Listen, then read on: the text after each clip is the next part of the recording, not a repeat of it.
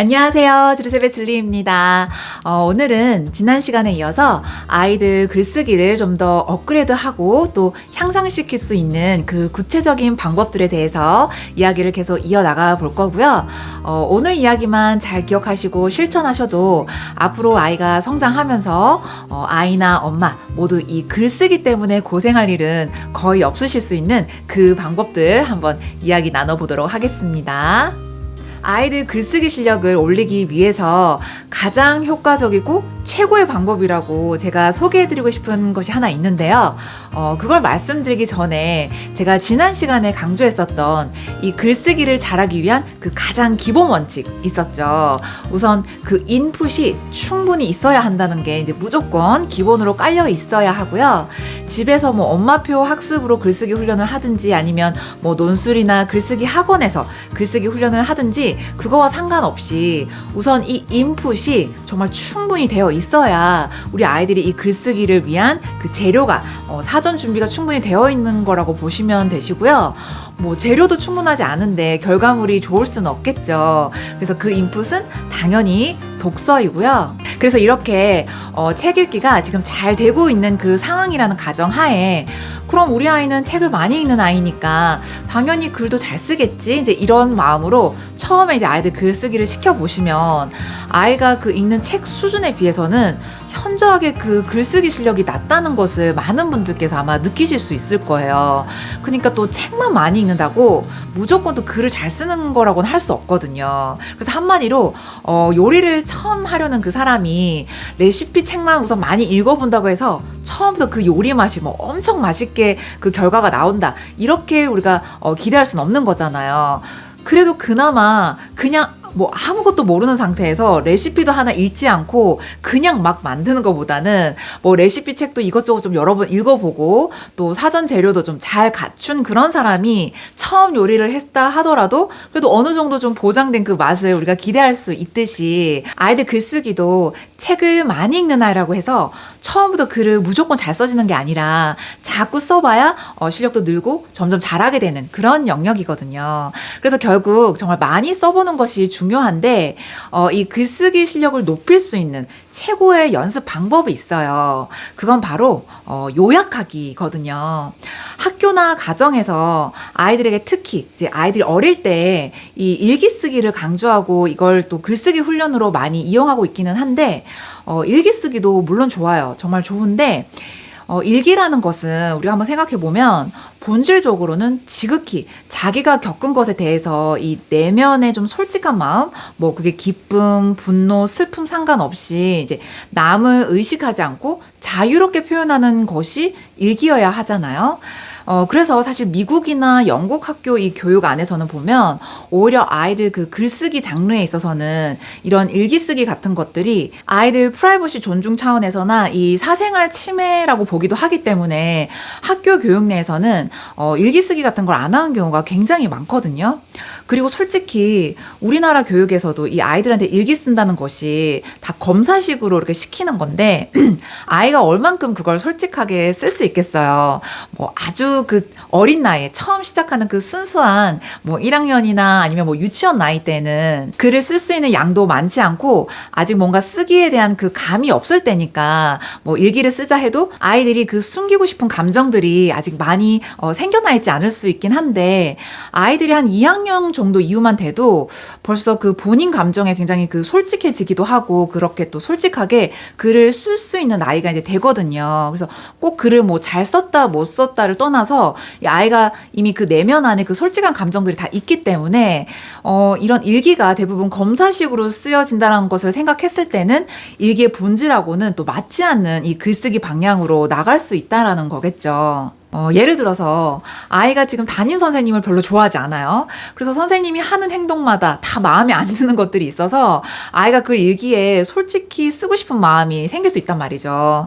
그런데 그걸 자발적으로 일기를 쓰기에는 아직 어린 나이다 보니까 뭐 선생님에 대한 그 불평을 쓰기 위해서 혼자 스스로 막 일기를 쓰지는 않을 거란 말이에요. 그래서 대부분 그 일기를 쓴다는 것이 아직 저학년 때는 숙제 때문에 일기를 쓸 텐데 이제 그러다 보면 당연히 그런 솔직한 솔직한 내용은 쓰지 못할 거고, 왜냐면 이제 선생님한테 검사를 받아야 되는 그런 일기일 테니까요.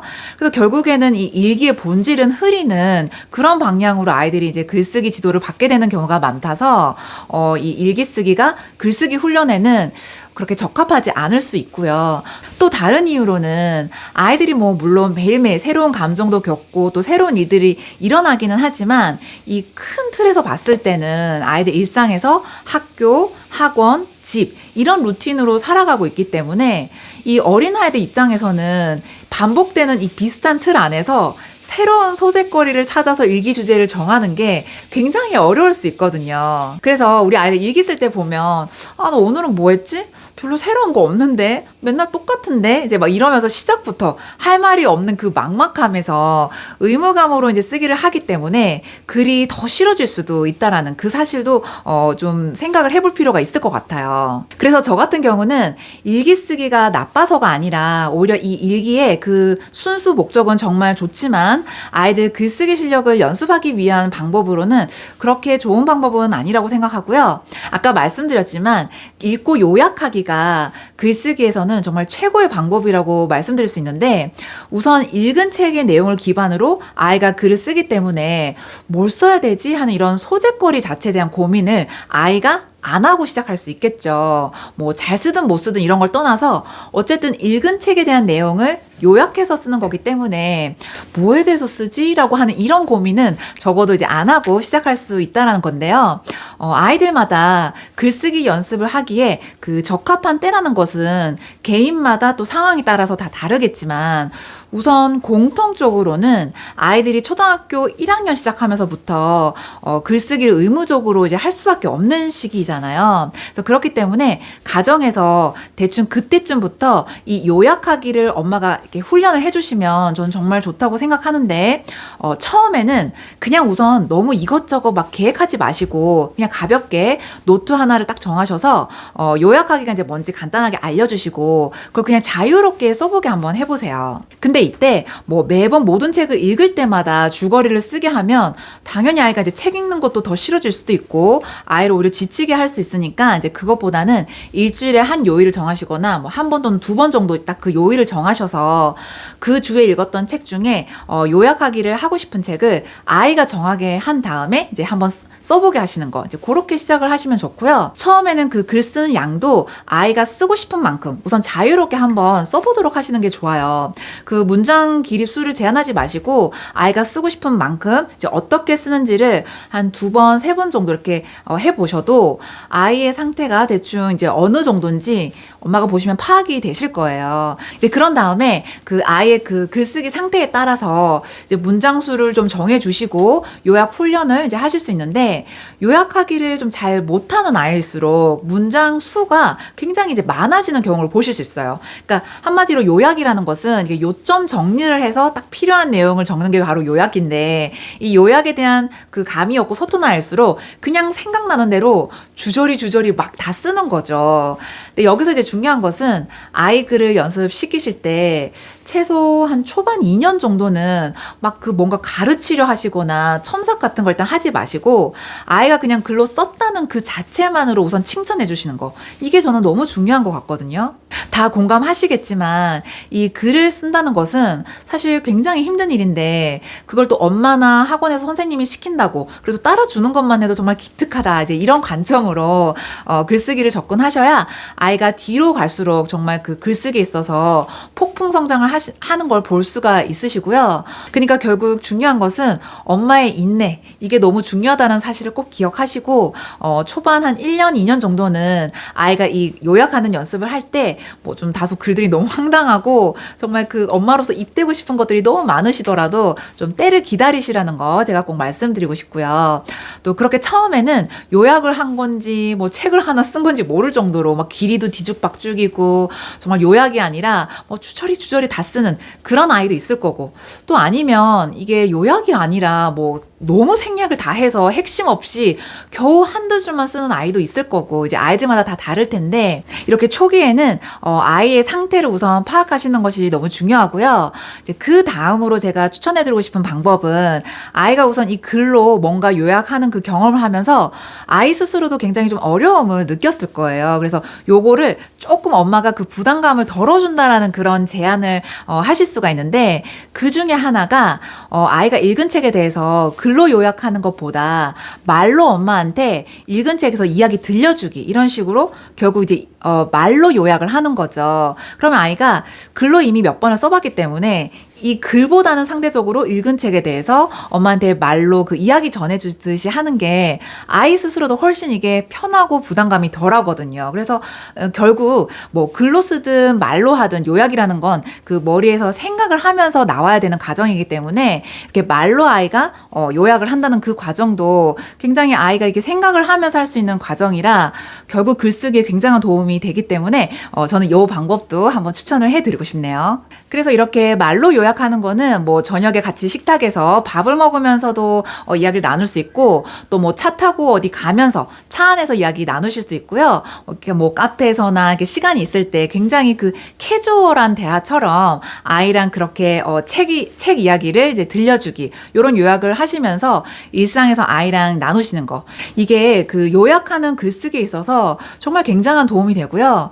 이렇게 거의 매일 뭐 한 책 한 권 정도를 편하게 엄마랑 아이가 캐주얼하게 이렇게 대화로 나누시다가 일주일에 한 번이나 두 번 정도는 이제 글로 요약하기를 같이 병행하시는 이 방법을 아이가 초등학교 다니고 있을 때 한 2, 3년만 한번 해보세요. 그리고 그 아이의 글을 차곡차곡 다 보관해 보시면 아이가 글 성장이 정말 눈에 띄게 향상하고 있다는 것을 어느 시점부터는 정말 확연히 눈으로 확인하실 수 있거든요. 그런 과정 중에 제가 몇 가지 구체적인 방법을 좀 더 팁으로 드리면, 아까 얘기한 것처럼 내 아이가 요약하기 쓸 때 요점 없이 막 주저리 길게 막 아무 내용이나 다 넣으면서 쓰는 그런 아이일 경우에는 처음에 얼마간은 그냥 그대로 두시다가 뭐 한 6개월 또는 1년쯤 지나서는 이제 문장의 개수를 제한하면서 서서히 요점을 그 쓰는 방법을 터득하게 하시면 좋은데요. 예를 들어서 이전에는 아이에게 그냥 자유롭게 그 요약을 하게 했다가 이제 어느 시점부터는 자, 오늘부터는 우리가 5문장으로 제한해서 글쓰기 요약을 이제 해보자, 이제 이런 식으로 접근을 하시는 거예요. 그럼 예를 들어서 우리가 잘 알고 있는 그 토끼와 거북이라는 그 이야기를 가지고 이제 이런 방법을 접근을 했을 때, 처음에 아이가 그 요점 없이 막 길게 쓰는 아이였으면 뭐 온갖 얘기가 다 들어가 있겠죠. 뭐 토끼와 거북이가 경주를 하게 됐습니다. 근데 뭐 토끼는 처음에 굉장히 빨리 달렸는데 뭐 나중에 뒤를 돌아봤는데 뭐 거북이는 아직까지 있었고 토끼는 계속 달리고 있고 신나하다가 나중에 잠이나 잘까 하다가 뭐 말이 이렇게 길어질 수 있단 말이에요. 근데 이제 요런 거를 핵심만 찾아내기 이제 훈련하기 위해서 엄마가 뭐 5문장 이제 해보자 앞으로는, 이런 제안을 했을 때 이제 아이가 할 수 있는 그런 모범 답안이라면, 뭐 첫 번째 1, 첫 문장은 토끼와 거북이가 경주를 했습니다. 2, 처음에는 토끼가 이겼습니다. 3, 토끼가 잘난 척 하다가 중간에 낮잠을 잤습니다. 4, 거북이는 쉬지 않고 계속 도전했습니다.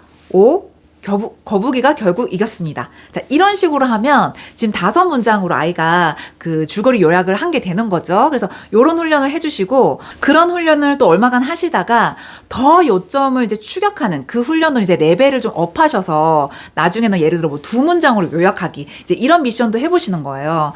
그럼 사실 길게 줄거리 쓰는 것보다 이제 이렇게 문장을 정말 이렇게 추격하는, 문장 개수가 적을수록 이 요약하는 게 정말 어렵거든요.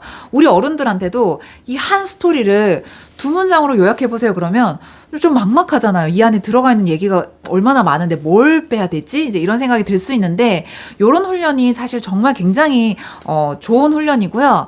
뭐 아까와 같이 그 토끼와 거북이 스토리를 만약에 이제 2문장으로 요약을 한다면 이제 뭐 대충 모범 답안이라고 할 수 있다면, 1, 토끼와 거북이가 경주를 했습니다.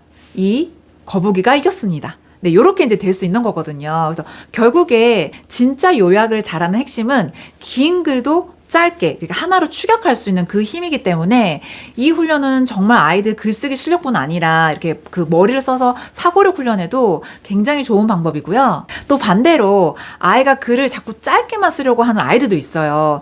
그런 아이들 같은 경우도 초반 한 6개월에서 1년 정도는 그냥 우선 아이가 쓰고 싶은 대로 그대로 두시다가 이제 어느 순간부터는 엄마가 약간의 그 강제성을 이제 부여해서 문장 개수를 좀 정해주시면 좋은데, 아니면 뭐 예를 들어 한 페이지 채우기 뭐 이런 식으로 접근을 하셔도 좋고요.